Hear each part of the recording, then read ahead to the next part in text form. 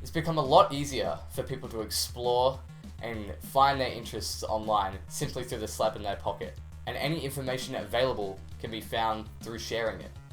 Sites like Facebook, Twitter, YouTube, Reddit, and 4chan, and many more connect us to thousands of people faster than ever. So what I want to know is, how do these communities form?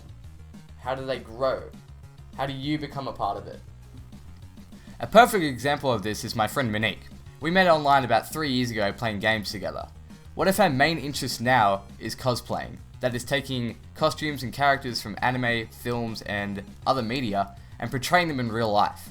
She's actually grown quite a large community on her Facebook page called MeekX3, and I wanted to find out how has this helped her with engaging her interests, and how has it helped with future collaboration projects for her cosplaying. Sup? Is that working? Yeah, works great. So can you actually recall how we ended up meeting each other? We both ended up meeting each other on a TTT server in 2012. How do you think the internet has helped you with your creative talents in cosplaying? Yeah. Well, I feel like I have more motivation because I have people who like follow me and, you know, comment and like my stuff, and it kind of, you know, gives you that sense of like, you know, people actually want to see kind of what you're doing, I guess. Have you been able to find other people with the same interests and collaborate with them on a national or even international scale?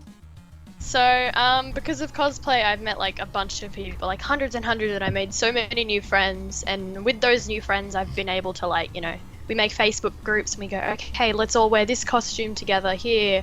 So, you know, we get together as a big congregation, I suppose.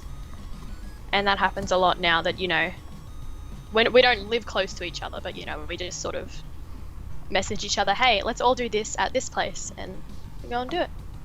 And has the internet inspired you to be more consistent and passionate with your hobbies?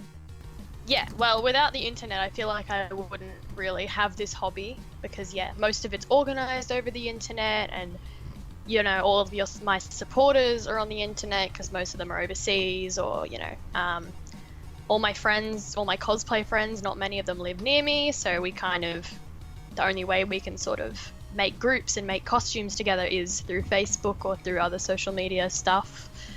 And yeah, without it, I wouldn't even be doing it. I could see myself doing it for like a really long time. I don't see myself stopping anytime soon. Is there anywhere that you want to plug that other people can follow you on? They can follow me on Facebook, Instagram, and YouTube, and it's all MeekX3, MEekXTHREE. So communities on this thing are pretty cool, but what I want to find out now is, how do we find the most important things on this big thing? I mean, there are 1.71 billion of us on Facebook per month. That's a lot of people. But what if you don't need 1.71 billion people? What if you just need one? We're going to talk to my brother Luke now. Him and his now wife Layla have been together for 9 years. 7 of those 9 years, they were dating online. We're going to call him now on Skype, and we're going to ask him, how did he find love so easily on such a big platform, and how happy does he feel about it now? Oh, it's Luke! Oh, Patrick. The first question is, how did you and Layla actually end up meeting online? Well, we first met through, we both hung out in particular chat rooms, like niche interest chat rooms, and we just sort of noticed each other around after a while. And so, hey, this person sort of knows what they're talking about. Hey, this person's pretty funny. This one's interesting. So we started talking through back and forth every now and then.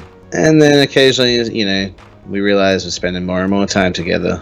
And we decided, I guess we're pretty much a couple at this point. How did your relationship develop? So did you guys end up traveling? We actually met a couple of years before we got married. Layla came to Melbourne, and I went there to meet her during the Melbourne Comedy Festival. So, because that was a thing we did a lot, was listen to comedy albums and comedy shows together online. Like, we'd say press play at the exact same time, so we'd be watching it together. So we decided that would be a good way to sort of meet up for the first time and have something that we both share in common to do. So that was a good way to start, I think.